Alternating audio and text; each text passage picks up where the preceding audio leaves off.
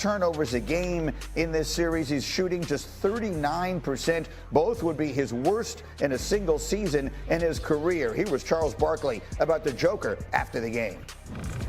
Two things. Number one, I thought what the NBA did to them was unfair. Making them play late Friday night, then an early afternoon game. I thought that was unfair. I truly believe that. But also, the Denver has never addressed their backup center situation or their bench. I think that's one of the things that hurt them last year because he gave out a gas last year against Rudy and Big Cat. So I don't think it's fair to blame everything on the Joker, but he has not played well, and I think he's wearing down. I was going to go to Windy, but I saw your face when he said the scheduling was unfair. Why did you made sort of a weird face at me. It's unfair for OKC too, right? I mean, they're playing on short time as well. So I'm in the game with no excuses, and I think that fits towards Nikola Jokic as well. Look, I've been on this show, and I've said that I think he is the best player in the world. And when you're the best player in the world, you have unfair expectations. And at this point of the season, even though it happened last year, Isaiah Hartenstein is a favorable matchup for Nikola Jokic. It's one that he should be dominating. I know you're looking, you say 27-14, but his numbers have been off. He's shooting 33% from the field the last 3 games, 18% from the three-point line the last 3 games. Guy shot 54 and 42 throughout the course of the regular season. When you're the best player in the world, you have to be great. And this game 4 was a game missed by Denver. I feel like when they lose this series, you can point towards this game and say, this is a game where they should have been up 3-1. Yeah, I mean, they had their opportunities in that fourth quarter. Windman, how about this idea that Jokic is wearing down? That seems to be the prevailing narrative right now. What's your take? I don't think he's wearing down. I think he's absolutely exhausted. I think you have to look at the last 2 weeks. They have played 7 games in 13 days. That he was, Vitsia Zubats was all over him in the last series.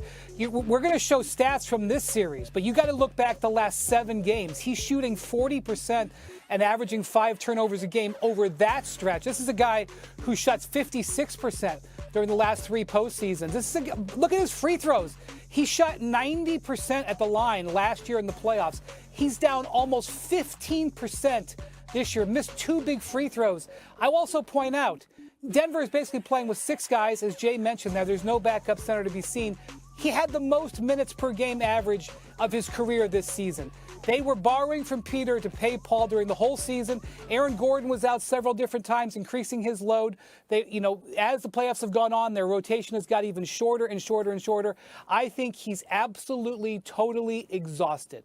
Yeah, there's an advantage to taking care of your first-round series quickly. And when you're the 1 seed versus the 4 seed, that's different. They had to play, the Nuggets did, 7 tough games against the Clippers, turn around real quick and play in here. What's your thought on the way this thing is going right now, particularly for the Joker? Well, the only thing I would add to the conversation, because I think Jay, Will, and Wendy nailed it, but I also think you consider the coaching change and the clips that we're getting out of their locker room, out of their huddles, in terms of the extra effort that Jokic is exerting in terms of bringing his team together, doing a little bit of coaching, if you will. Like, there's a lot in terms of why you would look at him and say he's exhausted. But again, Jay is correct. Now, I do think this, though.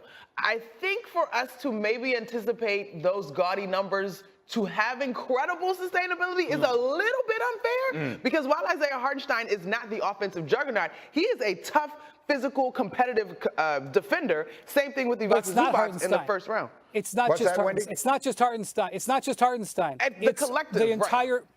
Yes, they got 3 bigs and they're rotating them in. Chet Holmgren, Jalen Williams, Isaiah Hartenstein. They're just coming around and around and around and around. Jokic is out there the whole time. Every 5 minutes, he's got a fresher body coming out to lean against him. They're bringing double teams.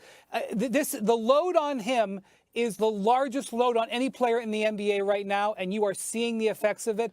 The Nuggets have been shallow for years. They have not replaced their veterans for various reasons. Either the draft picks haven't gone up or they haven't spent, and they are now paying that price in this series. Wendy, just let me tell you, you are correct. Yep. You are correct. But Jay's about to. But we also live in a world of no damn excuses, Monica. This is the world of heavy as a head that wears the crown. I mean, when LeBron goes through this, what we do, when KD goes through it, when Giannis goes through it, when you're the best player in the world, all the things that Wendy said are correct, but nobody cares. It's what comes along with it.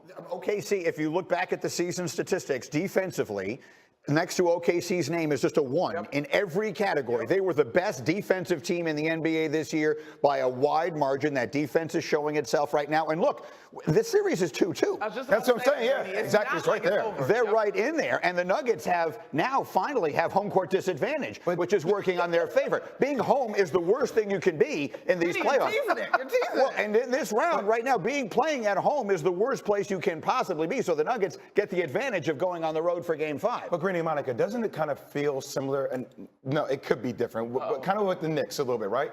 It does feel fascinating that the athleticism starts to wear down the guys that have to play 40, 45 plus minutes every single night to maximize their level of play. It feels a little bit similar. I'm not saying the series is over, the but comparison, yeah. it's something that you worry about. But depth matters. Yes. I mean, it's just that simple. Having more good players is an advantage. And if you are deep and you can take advantage of that, then you find yourself winning these games in the fourth quarters as they did yesterday. Again, if you just look at Jokic's numbers from yesterday's game, you'd say, by anyone's standards, even his, that's a decent game. But if you watch him in the fourth quarter, you can see the lumbering, you can see it getting to him, and Windy made that point earlier. Okay, so we've got that one. I mentioned the home court disadvantage. That's where it has really, in the East, is where that has really taken precedent. This was the first win. I'm going to tell you right now, the Pacers win this game against the Cavs because they were winning by 41 points. Spoiler, Greeny. Yeah, so, but here's the moment of this game. Look at Benedict Mathurin just punching DeAndre Hunter.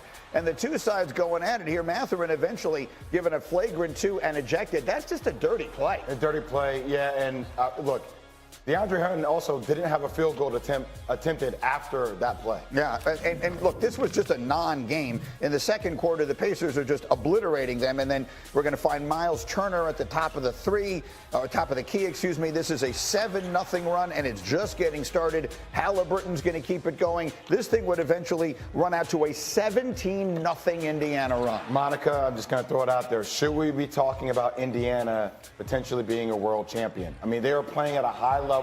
They demolished Cleveland last night. Yeah. Demolished. As someone who thought Cleveland was legit, you then have to, yes, because of the way that they are making light work of the Cavs. Pacers up 41 at the half. And then the only thing that left that mattered, this is during second half warm-ups. That's the reason you're seeing these camera angles. It's not game action. But that's Donovan Mitchell, and this is just terrible. You can see he's trying to warm up. And look, Jay, what do you see there? Like he just... I don't know what I see. It's something with the left ankle. They're saying it's a left ankle. Cavs get dominated, and they lose their star. The final was 129-109, and it wasn't nearly that close. Windy, what, if anything, do we know about the status of Donovan Mitchell going forward as the Cavs are down 3-1? Well, you are correct. They are saying that that's an ankle injury. I am not here to call them not being truthful, but that does not look like an ankle injury to me. He has been dealing with a calf injury during this series. That does look like it could be something with a calf there. He is having an MRI today. And here's the reality. The reality is the only reason the Cavs are anywhere close in this series is because Donovan Mitchell has played great. He averaged 40 points a game over the first 3 games of the series. If he is not able to go in tomorrow's Game 5, I do not see a scenario